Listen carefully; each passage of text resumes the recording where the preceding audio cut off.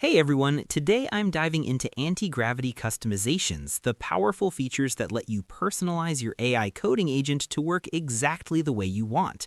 We're talking rules, workflows, and skills that can completely transform how you code.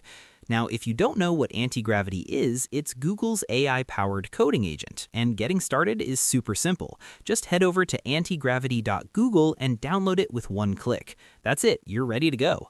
Alright, so rules, they're basically constraints you manually write that tell your AI agent exactly how to code. And the cool part, you can set them up globally for all your projects, or just locally for specific ones. Each rule file can be up to 12,000 characters, which is plenty of space to define your coding standards. So let me show you how to create your very first rule. Let's jump in. Click the Workspace button here and enter your rule name. In my case, I'm going to create a comments rule. Now, see these options for activation mode? This is really important because it controls when your rule actually applies. There are 4 activation modes you can choose from. First, manual. This means the rule only activates when you specifically mention it using the @ symbol in the agent's input box. Think of it like calling the rule by name when you need it.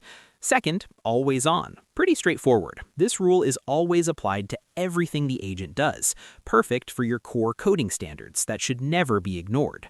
Third, model decision. This one's smart. You give the agent a natural language description of when to use the rule, and it decides automatically based on context. So if you say, apply this when working with authentication, the agent figures out when that's relevant. And fourth, glob. This uses file patterns. For example, you can say, only apply this rule to JavaScript files using star.js, or apply to all TypeScript files in the source folder using patterns like source/*****star.ts. Super useful for project-specific standards. I'm going to choose Always On because I'm creating a comments rule, and I want the agent to add comments to every piece of code it writes, no exceptions. This way, I don't have to remember to ask for comments every single time. The agent will just do it automatically.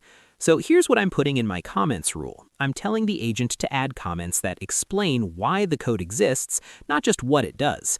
Also include any tricky logic and to-do items if needed.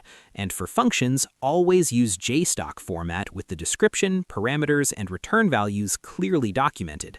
This keeps everything clean and professional. I'm going to ask the AI agent to create a discount function and see if it automatically follows our comments rule. Look at this. The agent automatically added JSON comments explaining what the function does, why it exists, and even documented the tricky logic about capping discounts to prevent negative prices. Plus, it added inline comments for the edge cases and rounding. All because of our rule. We didn't have to ask for any of this, it just happened automatically. These comments are super useful because months later, you or your team can instantly understand why the code exists and what edge cases it handles without digging through the actual implementation. Alright, so that's rules. They control how your agent codes. But what about automating repetitive tasks? That's where workflows come in. And speaking of automation that saves you time, let us talk about today's sponsor, who automates one of the most tedious parts of development, testing. This video is sponsored by TestSprite, an AI testing agent for modern developers. It automatically generates tests, runs them, and fixes issues right in your IDE. TestSprite's MCP server connects to your IDE and turns hours of testing work into an automated workflow. Start with the quick install option. First, you'll need to create an API key, then you can install the MCP server in AI-powered IDEs like Cursor, Claude Code, and others. If you're using Cursor, it's just one click to add the MCP server. Once installed, you'll see all the available tools that will execute during your workflow. Here's my application that I'm going to test. Simply copy the prompt and paste it into the chat. TestSprite's tools will now execute one by one. First, configure your testing setup. Choose your testing mode, either backend or frontend. Then select your scope, such as codebase. If your application requires authentication, you can add test credentials. Next, specify your port number and upload any product specification documents, like a project info markdown file. Now you can see TestSprite created a new folder. In here, there's a code summary JSON file. This has fully mapped out your entire tech stack and captured every feature in your app. TestSprite has also auto-generated a front-end test plan file that contains comprehensive test cases, each categorized and assigned a priority. Over in the TestSprite dashboard, you can see tests running in real time, some passing, some failing, others in progress. And here's what's really useful. It includes video recordings and gives you the actual automation code so you can rerun these tests whenever you need. For the failing test cases, it even displays the exact reason why they failed. Once testing is complete, it generates an overall report with the pass rate. And here's the best part. Using this report, Cursor can automatically fix all the issues from the failed tests. Check out the link in the description to install TestSprite's MCP server and start testing smarter, not harder. So workflows are basically step-by-step procedures you want the agent to follow for repetitive tasks. Think of them like saved multi-step commands. While rules tell the agent how to write code, workflows tell it what to do, like deploying to production, cleaning up old Git branches, or responding to pull request comments. The cool part, you just type / and the workflow name and the agent executes all the steps automatically. Let's create our first workflow. Click the 3 dots again, go to Customizations, and this time select Workflows. Now click the Workspace button to create a workflow for this project. I'm going to create a branch cleanup workflow that automatically removes merged Git branches. Here's what my branch cleanup workflow looks like. First, I add a description explaining what this workflow does. It cleans up merged branches to keep the repo tidy. Then I list out all the steps the agent should follow. It starts by fetching the latest changes, switches to main, pulls the latest code, then lists all the merged branches. After that, it identifies which branches are safe to delete, excluding protected branches like main, develop, and staging. It asks me to confirm which ones to delete, then removes them both locally and from the remote repository. Finally, it runs garbage collection to free up space and shows me a summary. So basically what would normally take me 10 manual commands is now just one workflow command.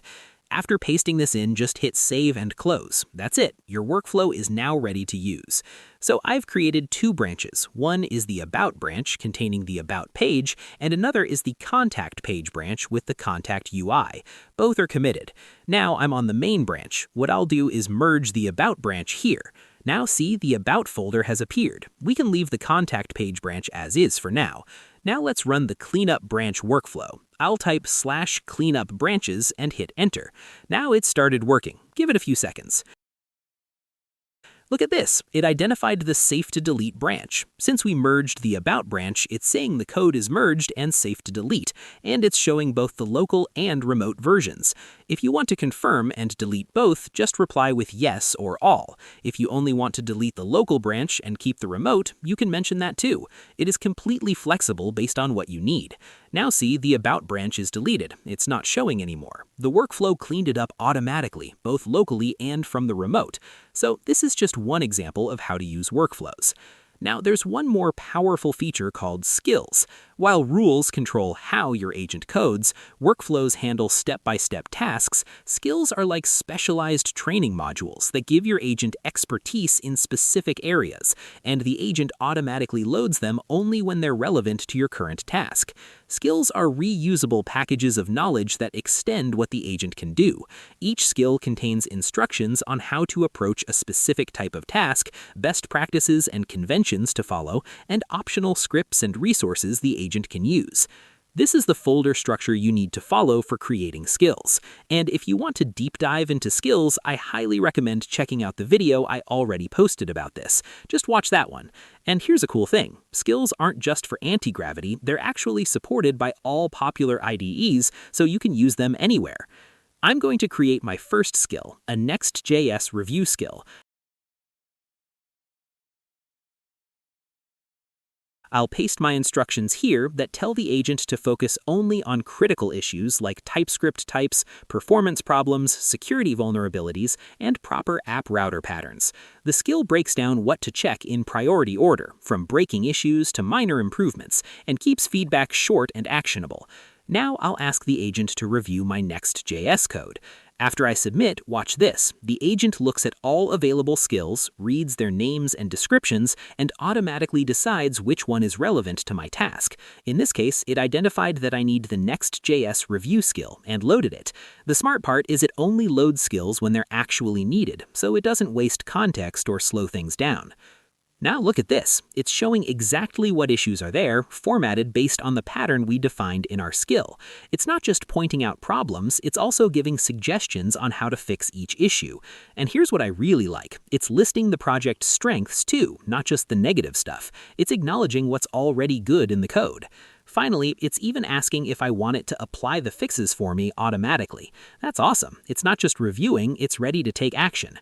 Alright guys, so that's rules, workflows, and skills in a nutshell. Rules keep your code consistent automatically, workflows automate your repetitive tasks with one command, and skills give your agent specialized expertise that loads exactly when you need it. Honestly, once you start using these three features together, your productivity is going to skyrocket. And hey, all the resources, code examples, and links are in the description below, so grab those and start building your own rules and workflows today. If you found this helpful, smash that like button and drop a comment telling me what rule or workflow you're going to create first. And if you want more deep dives on AI coding tools, hit that subscribe button because I'm dropping videos like this every week. Alright, catch you in the next one. Peace.